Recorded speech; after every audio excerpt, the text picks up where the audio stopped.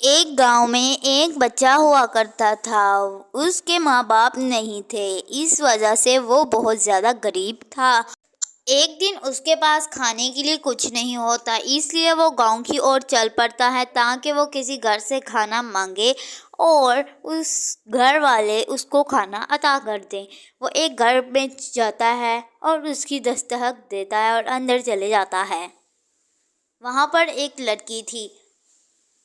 وہ شرم کے مارے اس سے کھانا نہیں مانگتا ہے۔ وہ لڑکی اس کے چہرے سے پہچان جاتی ہے کہ اسے بھوک لگی ہے۔ وہ جاتی ہے اور اس کے لیے دودھ لے کر آتی ہے۔ وہ دودھ پیتا ہے اور اس لڑکی سے کہتا ہے، مجھے اس ایک گلاس دودھ کی کتنی قیمت ادا کرنی ہوگی؟ تمہیں اس کی کوئی قیمت ادا نہیں کرنی۔ وہ لڑکا اس کا شکریہ ادا کرتا ہے اور چلے جاتا ہے۔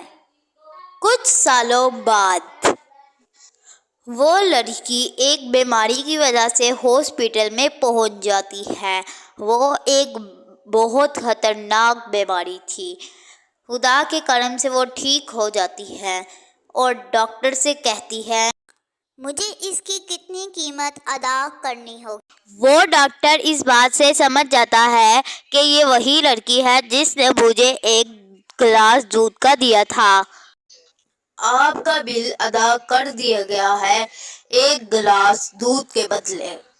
اس طرح اسے معلوم ہوتا ہے کہ نیکی کبھی ضائع نہیں ہوتی۔